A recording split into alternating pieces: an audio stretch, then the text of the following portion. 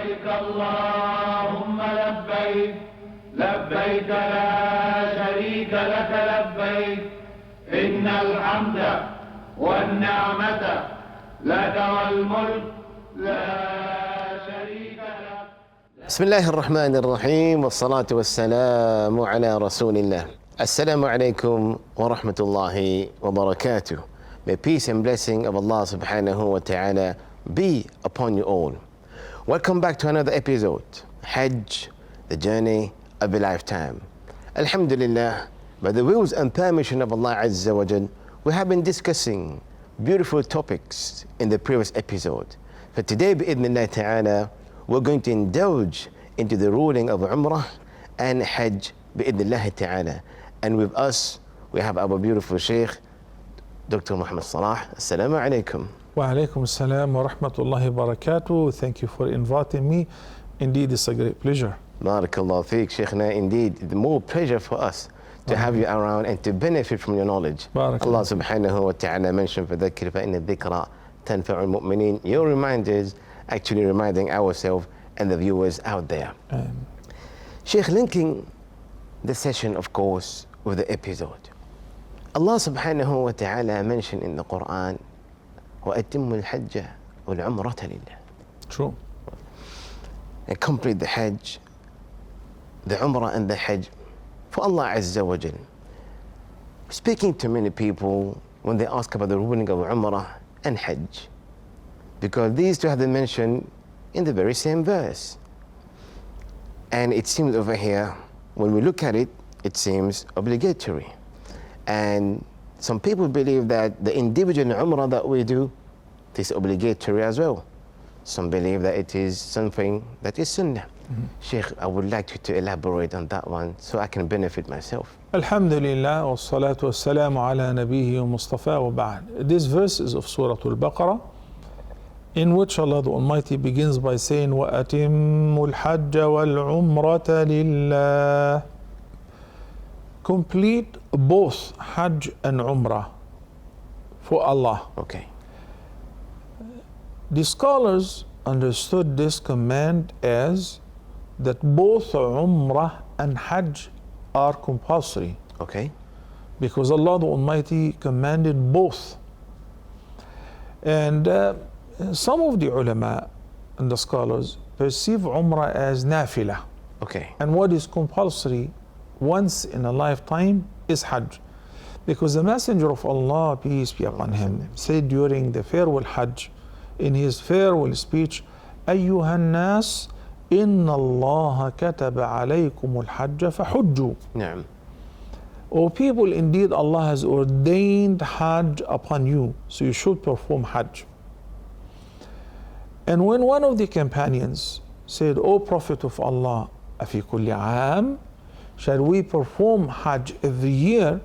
The Prophet ﷺ neglected deliberately his question, except for the fact that this person who happened to be Al-Aqra ibn Habis insisted, and every time the Prophet ﷺ looks away, he goes to the other direction and asks him, O Prophet of Allah, do I have to do it every day? At that the Prophet ﷺ said, after 3 times he said, had I said yes, it would have become compulsory upon you to perform Hajj every year. And obviously no one can afford to do it every year. Then you will be in trouble. دعوني ما تركتكم. Leave me alone and do not insist on asking questions which could create difficulty and hardship. If I didn't say Hajj is compulsory every year, and I just said Hajj is compulsory, then it is once. So if he didn't say Umrah is compulsory, then it is Sunnah. Okay. Okay. Yet to be, in the safe side, it is more worthy to perceive both as obligatory. Okay. Especially when you go for Hajj, Umrah is already there. It's already in there. Like all what you need to do is extra tawaf. In case of Hajj al-Qiran, when you arrive, you do tawaf and sa'i, or you only do tawaf and you remain in ihram. When you come from Arafah, you do the tawaf and sa'i. You've done both. Umrah and Hajj. And this is something that people keep themselves busy with all the time. I'm planning to do only Hajj. Why not Umrah as well? Is this your first Hajj or 10th Hajj or 20th Hajj? No, this is my very first Hajj. And it could be the last. You want to tell me that you're flying all the way from India or from Bangladesh or from China or from the USA or from Latin America or from Egypt just to do Hajj and miss out the Umrah? Why not? Some people choose to do Hajj al-Ifrad because they assume that I will be exempt from the Hajj. And that is stated in the same ayah. وَلَا تَحْلِقُوا رُؤُوسَكُمْ حَتَّى يَبْلُغَ الْهَدْيُ مَحِلَّهُ. Also the Almighty Allah says, فَمَنْ تَمَتَّعَ بِالْعُمْرَةِ إِلَى الْحَجِّ فَمَا اسْتَيْسَرَ مِنَ الْهَدْيِ. So some people may choose to perform Hajj al-Ifrad. Hajj al-Ifrad is prescribed for Meccans. Meccan people. But if you're an outsider, even if you're coming from another city, what would it take you to do Umrah with Hajj? Nothing. Anyway, you're doing the same procedures.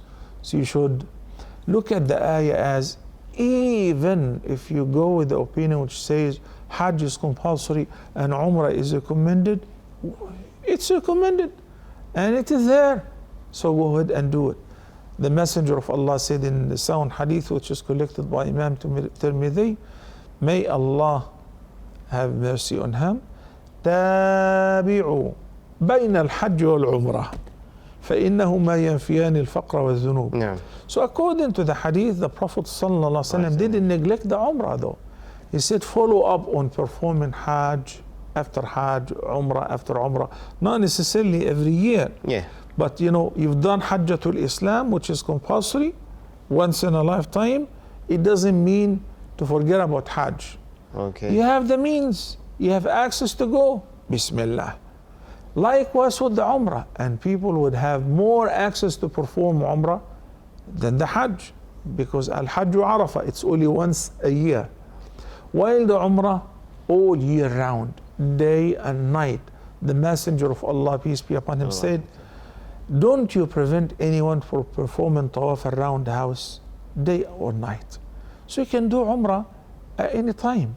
But the Hajj is only once Specific time. in a year. And also it is compulsory only once in a lifetime. Subhanallah. Sheikh, at the same time mentioning about the rulings of it, many people in one of the episodes we spoke about, they have a saving, and the saving that they've got, they have it for Hajj. But unfortunately, because due to the quota of the Hajj, you know, the time, the amount of people that they can accommodate in Hajj, those people around the world, their name do not come out. Sometimes they had to wait for 5 years, 7 years for them to be able to go for Hajj, and they do not know are they going to go or no. So they've got an amount of money. The question they have is, do I use that money for Umrah or an Umrah during Ramadan, or do I wait until my name comes out? That could be after 5 or 7 years. What's the advice to those people, Sheikh? And they can only undertake the journey once in their lifetime. Sheikh Ayaz, our religion is the most beautiful religion ever. Allah, sadaqta, Sheikh. The divine guidance doesn't cater for some people and neglects others. Okay. It is rather hudan linnas, Wadalina. for all people. Average, above average, below average. I want to tell you one thing. The Messenger of Allah, peace be upon him, says, من هم بحسنة فلم يعملها كتبت له حسنة كاملة. Allah. If you intend to go for Hajj, you apply, you've been saving money, and your name doesn't come out, no problem. No problem. You've got the reward. La ilaha illallah. Huh? Even without sitting a foot in a plane or in a train or spending a penny. I keep the money on the side so that when I'm ready to perform Hajj, because according to the sound hadith, the Messenger of Allah, peace be upon him, said, بُنِيَ الْإِسْلَامُ عَلَى خَمْسٍ. Okay.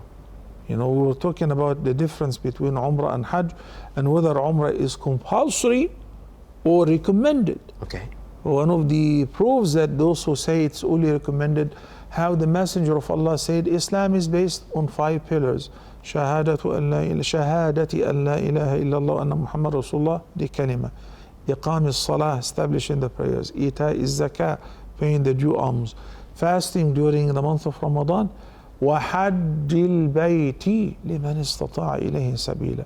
Didn't say Umrah. Okay. He said Hajj al-Bayti. So this is compulsory. If I have the means to perform Hajj and I've been saving because I know that I might be picked, my turn might come next year or the year after, keep this money on a side. Okay. And don't touch it, so that whenever your name pops up, whenever you're invited, you don't say, I don't have the means. Okay. And Allah knows why you're not using this money for Umrah. Because I'm going for Hajj. Okay. So I'm going to do both. I'm going to fulfill Faridatul Islam. But a person who can afford both, keep going for Umrah as many times until your name comes out to perform Hajj. So the beauty of not only Hajj, any act of worship, any good deed which you plan to do. I was planning to give in a charity in a good cause. I went to the bank to withdraw money and I found, subhanallah, oh, subhanallah, I had to settle the hospital bills. I have to do this and this and that. I don't have enough balance, so I cannot give. No problem. Your reward is guaranteed. You were planning to give how much? 10K. You've got the reward of giving away 10K. Subhanallah. Somebody planned to get up to pray tahajjud, and he does that, mashallah, sometimes or even on regular basis, and set up his alarm, slept early. But, because I have been traveling, because I had migraine, because I ate some heavy food, I didn't wake up. The alarm went off, I didn't even hear it. I only woke up for Fajr. No problem. The Almighty will order the angels to write down in the record of your good deeds, so and so have been praying tahajjud. La ilaha illallah. While you're asleep. Even though you never did it. Naam. Fasting, Habibi. You're fasting, and you know you're fasting, get your suhoor meal. And then at work, you work with non-Muslims. They invited you for lunch. Take this slice of pizza and a drink. You ate and you drank. Oh my God, I'm fasting actually. What shall I do?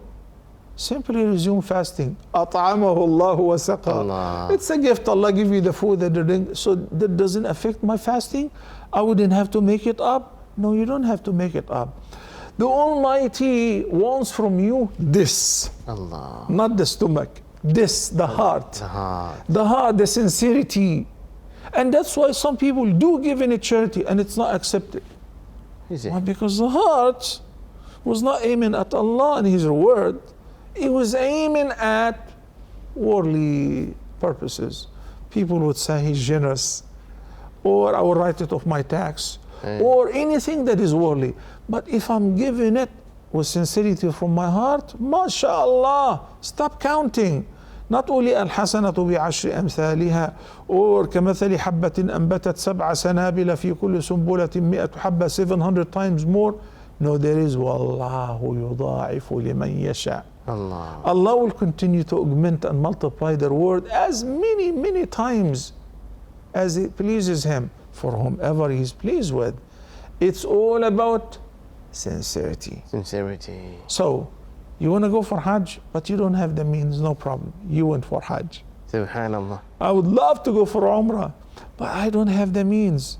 Your heart is yearning to go for Umrah. It's like you went for Umrah. But now once you have the means, you should prove it. Yes. Right? Yes. Subhanallah.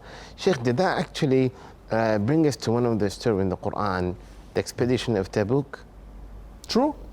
If you can elaborate on that. Surah At-Tawbah, chapter number 9. The Battle of Tabuk was the last battle that the Prophet ﷺ attended prior to his death.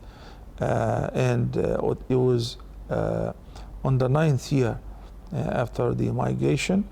And Allah subhanahu wa ta'ala mentioned in Surah At-Tawbah how some people, because they couldn't afford financially to join the Prophet sallallahu alaihi wasallam for the battle, they returned home crying. They wanted to go for the battle. They wanted. They were dying to go, but the Subhanallah. Prophet ﷺ thought it will be a liability. We don't have rights for them. They cannot walk for, for so long. So he said, you go home. When they were returning victoriously, the Prophet ﷺ told his companions who traveled, it was 50 days. He said, yeah, you traveled, you encountered hardship and you fought, etc. There are some people who are sitting in Medina, they didn't set a foot outside Medina. They've gotten the same reward like you. Subhanallah. They said, what? He said, yes. They said, why? And how come? He said, حبسهم العذر. They were very eager to come, but they were not able to. ليس على الأعمى حرج. There is no blame upon the blind. There is no blame upon the person who is limping. There is no blame upon those who cannot afford the means. Okay. Does it mean that they're exempt and that's it? No. The person says, I wish I was able to see so I can go. You got the reward. I wish I was able to have a ride and jump on the back of my horse so I can join. You've got the same reward, and so on. Subhanallah. So it tells you over here, Sheikh, that intention matters. يعني إنما الأعمال بالنيات. Everyone knows this. Not only matters, it's everything. Everything is all about intention. وإنما لكل امرئ ما نوى. Now, So that means that you're going to be actually rewarded or going to see the consequences as to what you actually have actually intended. Sheikh, there's a beautiful hadith over here that you can actually help us in regards to knowing of the importance of having good intention, because having good intention and then you do it, you get reward. You have an intention. When you're not able to do it, you still get a reward. And having intention of doing something bad, you don't get the reward. We hear the hadith a lot, Sheikh. that is in the same hadith which is narrated by Abdullah ibn Abbas, may Allah be pleased with him. وَمَنْ هَمَّ بِسَيِّئَةٍ فَلَمْ يَعْمَلْهَا كَتَبَهَا اللَّهُ لَهُ حَسَنَةً كَامِلَةً. But he intended something bad, Sheikh. Yeah, but he changed his intention. Why? Because he's reminded, he took heed. As somebody who had a date to meet a girl, then they will go out and perhaps he will bring her home and you know the rest. Yeah. On the way, the Uber driver was playing the Quran. قل للمؤمنين يغضوا من أبصارهم ويحفظوا فروجهم ذلك أزكى لهم. This ayah fell on his heart like a hammer. Allah. Reminded him, oh my God, Allah is asking me in order to guard my chastity and to guard my private part and to avoid adultery, then I should lower my gaze. I was going even to make what's worse. La ilaha illallah. Subhanallah. Indeed, Allah is well acquainted of what they do. He knows this is good for you. So he said to the Uber driver, you know what, turn around. La ilaha. I ain't going. Subhanallah. Immediately, this trip, which was going to be committing a major sin, it will turn into a great good deed. La ilaha illallah. Man hamma, provided that he's very much capable to do it, versus somebody who is about to do something haram and drink, and then he went to the nightclub. Oh my God, forgot my wallet. I called so and so, can you lend me some money? No one is giving me anything. Qaddar Allah, brother, so I'm going home. You're going home because you're broke. Yeah. If you have the money, you would have gotten in. Yeah. So the sin will be recorded as is. Why? Because what hindered you wasn't your good intention. Exactly. Wasn't because you took heed or you were reminded. What hindered you is something out of your choice. Okay. The girl didn't show up. You waited for a couple hours and she didn't show up and her phone is off. You feel, astaghfirullah. Alhamdulillah, she didn't come. Now I can make a tawbah and get the reward. No. You're dreaming. It's not okay. She didn't show up. All right. You know, if you know that she's coming an hour later, you would have waited. Yes. But because, khalas, you're in despair. So basically, once again, it's all about this. You know what they say? رب معصية وهبت توبة ورب طاعة وهبت كبرى. Allah. Look at that. It could be a sin that the person have committed, but after he committed, he felt miserable, he felt remorse, and he repented, and this sin has become a turning point in his or her life.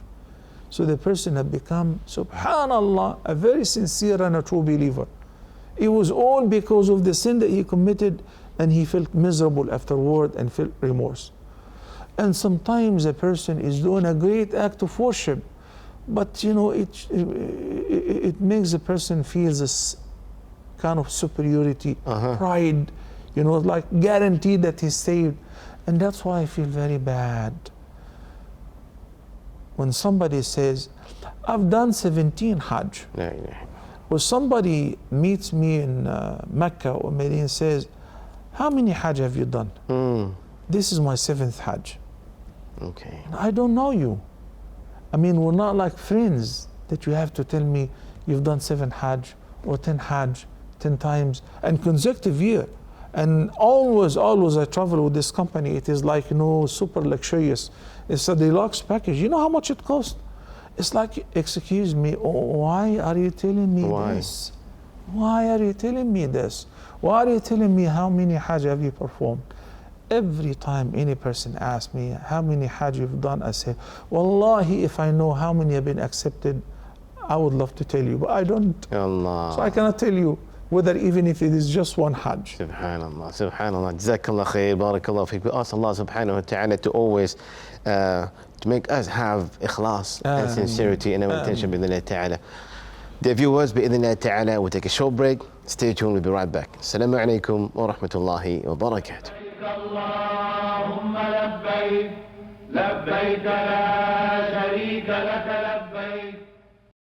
بسم الله الرحمن الرحيم والصلاة والسلام على رسول الله.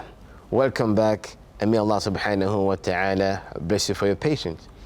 Before going out for the break, speaking about intention, so now we know by the wills of Allah Azza wa Jal, getting to know His mercy, how He loves His slave, by just even tending to do something good, Allah Azza wa Jal reward us. Now we want to link that with Umrah and Hajj.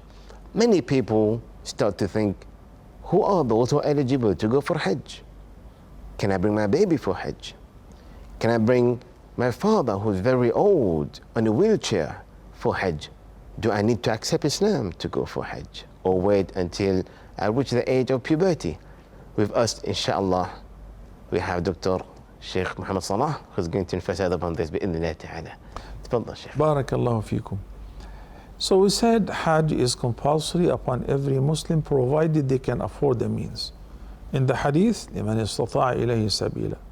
And verse number 97, Surah Al Imran, وَلِلَّهِ عَلَى النَّاسِ حِجُّ الْبَيْتِ مَنِ اسْتَطَاعَ إِلَيْهِ سَبِيلًا. Hajj is a duty that people owe the Almighty Allah to visit His house to perform Hajj, provided they can afford the means. And al-istita'a isn't only about affordability, also security and physically fit, able to travel, and for a woman having a male mahram of hers. And if a person, if a Muslim have done Hajj once in a lifetime after the age of puberty, then they have done the faridah. They have fulfilled the 5th pillar of Islam. Any Hajj afterward is simply nafila, voluntary. Okay. It's not compulsory. Okay? And that's why I'd like to put emphasis on this. Some of our beloved brothers and sisters, whom Allah blessed with wealth and with ability to travel and access to perform Hajj multiple times, when they go for Hajj first time, I heard that by myself.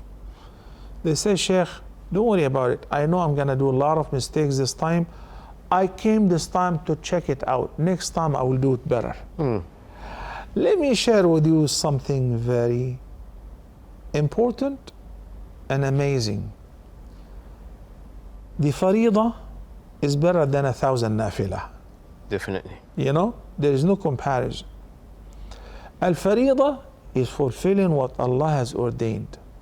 The Almighty said in the sacred hadith, ما تقرب إلي عبدي بشيء أحب إلي مما افترضته عليه.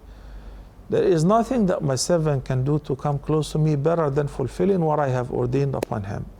Then he can come closer and closer through offering nawafil, the supererogatory acts of worship, the voluntary prayers, fasting, extra charity, extra Hajj and Umrah, and so on.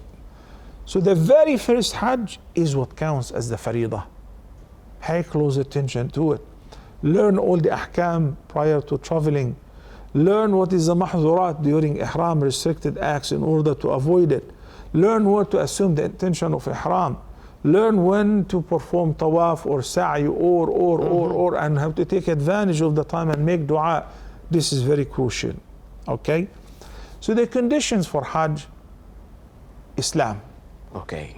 If somebody happened to sneak into Mecca and go with the flow and so on, every now and then we hear, well, such and such ambassador to a Muslim country from a Western country in a Muslim country decided to fast Ramadan with Muslims. All right, thank you so much, appreciate it, but that's a diet. That's a diet, yeah. You know, for fasting, for the prayers, sometimes when we invite youth and invite college students, my college students in the States, non-Muslims, used to come and attend one class in the masjid. Okay. Okay, to get acquainted with Islam and so on. So sometimes they like to join and stand up in the prayer and imitate. Thank you so much. May God guide you and bless you. But this is not a prayer. Yes. Okay? This is not namaz, this is not salah. So in order for Hajj to be accepted, it must be in a condition of Islam. Islam. All right. Okay? Al-bulugh, reaching the age of puberty. So does it mean that I shouldn't go for Umrah or Hajj until I grow up? No. No. There is a difference between what counts as faridah and the recommendation. Okay. I have the means, or I cannot leave my baby alone. Can I take my baby with me? A woman, while performing Hajj, she had a baby with her. The Prophet ﷺ was passing by.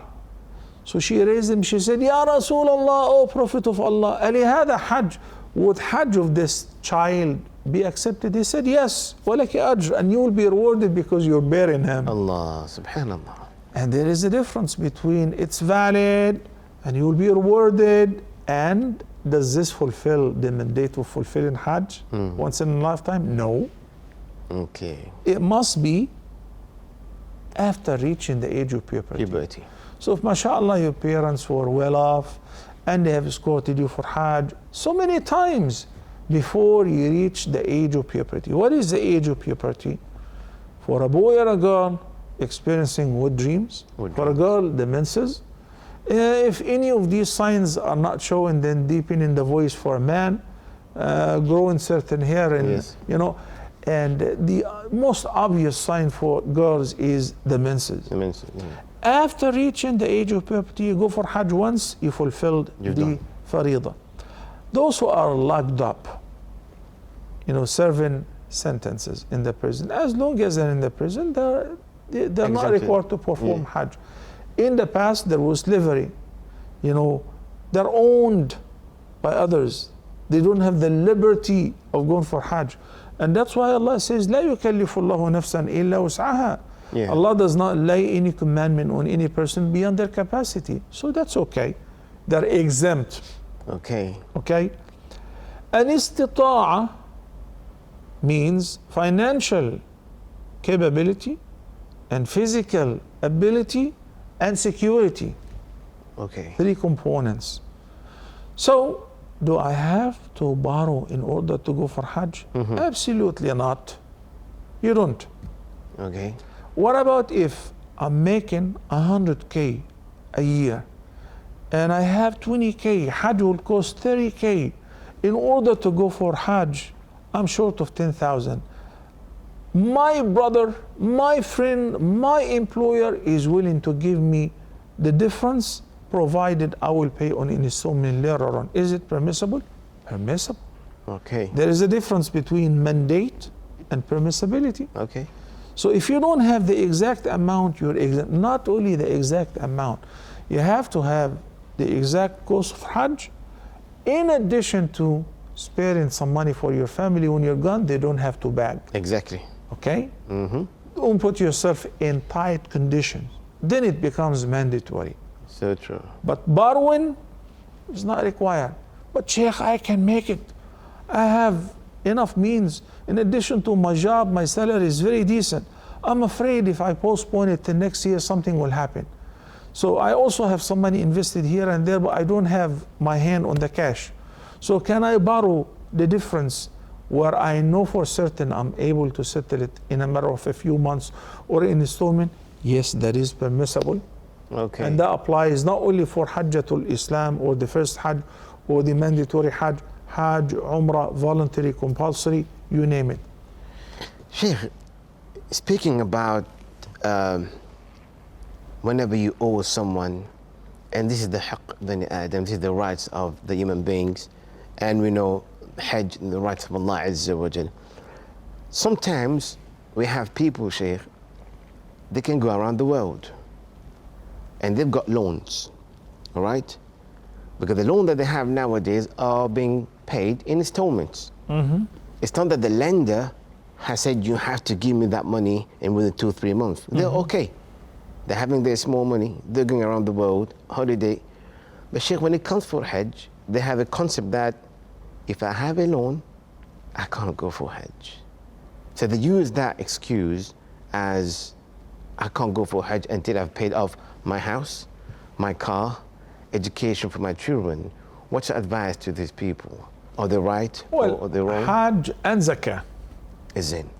are in the same line when it comes to whether I should pay Zakah or I should not. Okay. Should I go for Hajj or should I not? Okay.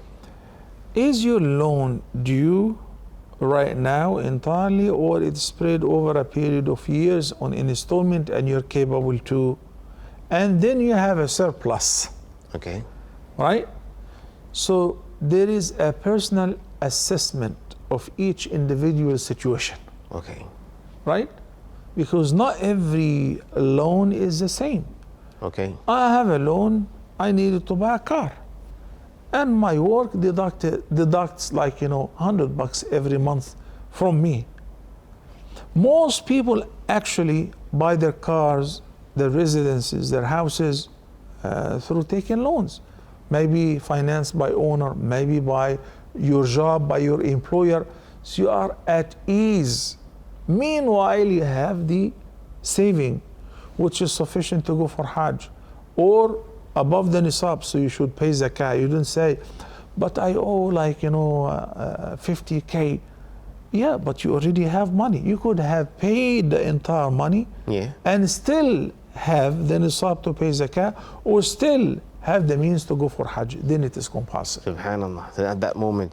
Sheikh, at the same time, the hadith with the Prophet Muhammad sallallahu he mentioned, اعتنوا الخمسة قبل الخمسة, take good care of 5 before 5. One of them is taking care of your youth before old age. And please correct me if I'm wrong. Perhaps sometime when we go for Hajj, we find out there are people over there that are unable to go or to do the tawaf and the sa'i or in Arafah and Muzdalifah and Mina and the Jamarat and so forth, is because of their old age. There are two kinds of people here. Some of them, they had to wait for that age to get their money, retirement money to go there.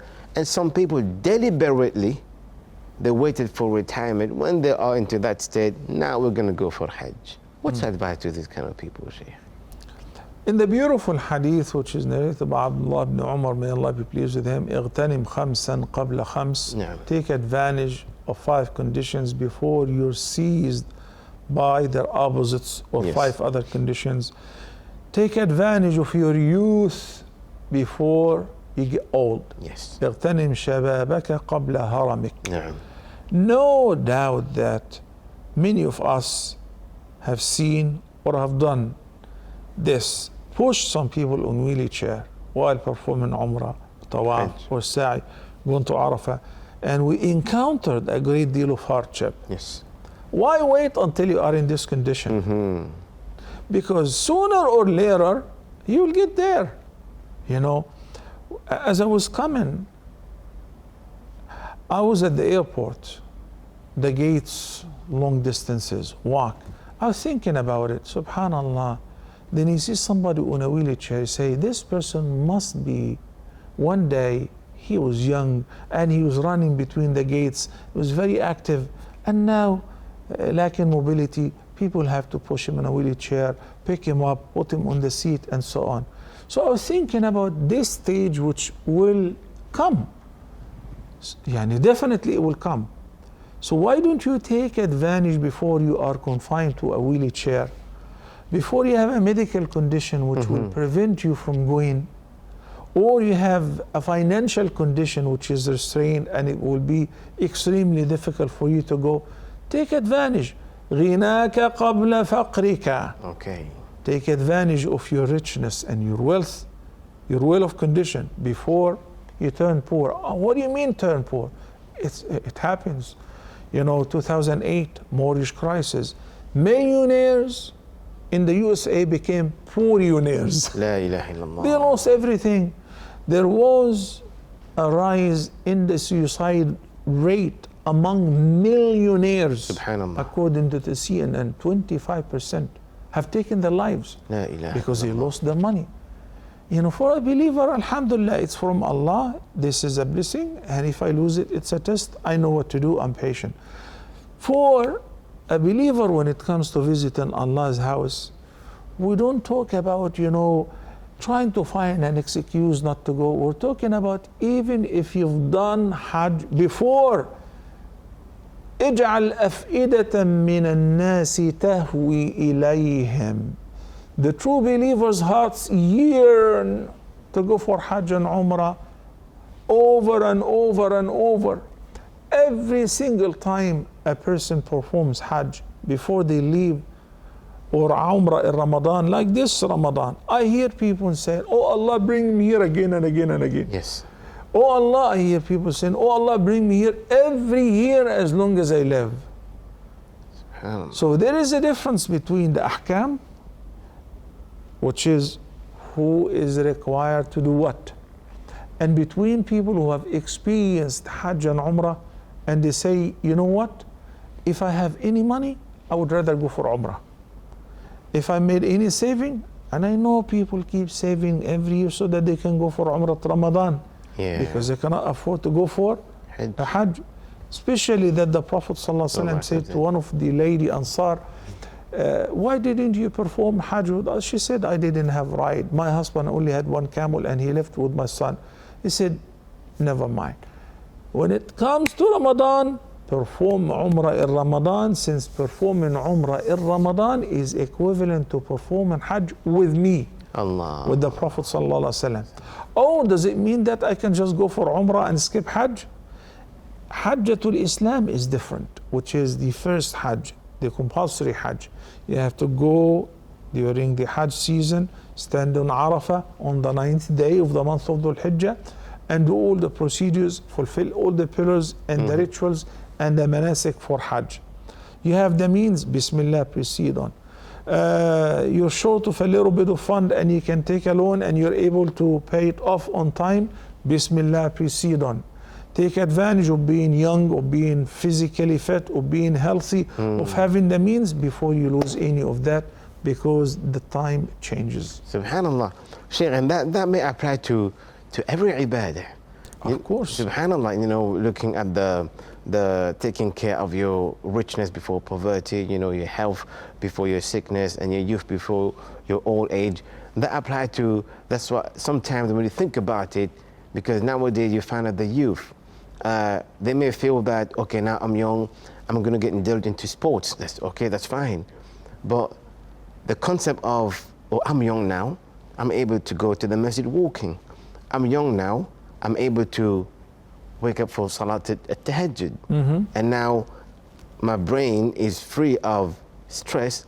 Let me just tell my hifz al-Quran. True. Subhanallah, this hadith, I think it encompasses, you know, all sort of ibadah. There is a hadith, if you allow me. Please. Before I say the hadith, I would like to ask you, what is the time for Dhuhr prayer? Okay. Once the sun moves away from its meridian, Yeah. until no, let me not mention the technicality of the shadow of an object becomes Yes. the same length of the object itself, or according to Hanafi madhab, double the length of. No, let's say till Asr time. Yes. So the right time to pray Dhuhr is from the time the sun moves away from its meridian towards the west until Asr time. Yes. And Asr time until Maghrib time. Yeah. Right? So if I pray Dhuhr 10 minutes before Asr time, is it okay? It is okay. If I pray Asr half hour before sunset, did I pray Asr on time? Yes, I did pray Asr on time. But the hadith says, when the Prophet ﷺ was asked, what is the dearest deed to the Almighty Allah? قال الصلاة على أول وقتها. أول وقتها. To offer the prayer once its time has entered. Okay. Even though it's permissible to delay it.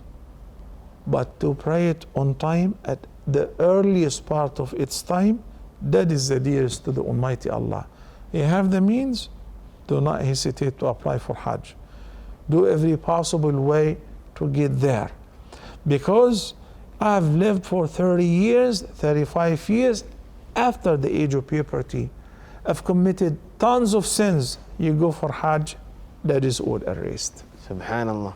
Sheikh, one other thing as well, speaking about man istata'a ilayhi sabila, one of the questions that we usually get in regards to perhaps sometimes women just accepted Islam and the yearning to go for Hajj, and they feel that they are in a place where they cannot be accompanied by anyone, and sometimes they feel stressed out, they feel I can't go, and why Allah has removed that pillar from me because I'm not able to be accompanied by anyone, and they're a new Muslimah.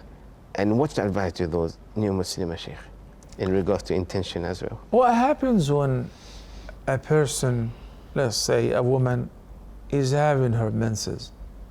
She's exempt from praying. You know, why would you feel bad? The one who mandated the prayers, the one who said don't pray. Okay. During the menses, you're not allowed to fast, but you're required to make up the missed days of Ramadan during the menses. Okay.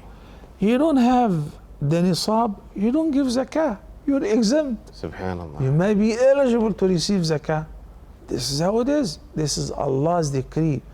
It is not possible that all of us have to be rich, all of us have to be healthy, every woman must have a husband. You know, people are different conditions, different ahwal, different blessings, different sufferings, and so on. You are exempt from the mandate.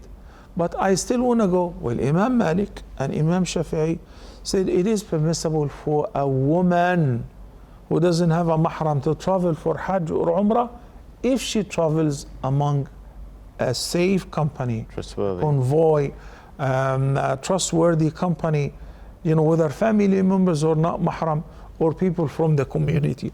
And that is accessible nowadays. The travel agent will pick you up from the airport and make sure that you will do all the manasik and take Safe. you back until you reach home safely. So if you want to go, you can go, no problem. But if you choose not to go because I don't have a mahram, then you're not blameworthy. You're not blameworthy. Barakallah feek, Sheikh. Wafikum. Indeed, getting to know the conditions of Hajj and Umrah, and perhaps the ibadah in general. Nah. And very good point that you mentioned that. It's true, Sheikh. Many people, when they see us fast, they would like to give it a try. Yeah. And many times it leads to them reverting back to Islam. And subhanallah, and of course when they're doing it, like how you just mentioned, just some kind of exercise and a diet. But subhanallah, Sheikh, Jazakallah khair. Jazakallah. Barakallah feek. May Allah subhanahu wa ta'ala bless you. Always a pleasure to have you around. And you. like how we say, it's not only from the viewers and myself, have been taught by yourself, and we ask Allah subhanahu wa ta'ala to accept each and every effort of our Shaykh. Dear viewers out there, same to you. Such a beautiful episode coming to an end. We ask Allah subhanahu wa ta'ala to bless you all for your patience each and every minute and second you've been listening to it. We ask Allah subhanahu wa ta'ala to accept it from you. Bi-idhnillah ta'ala, we're going to continue in the next episode. Until then, assalamu alaikum wa rahmatullahi wa barakatuh. Allahumma labbayk, labbayk la sharika laka labbayk.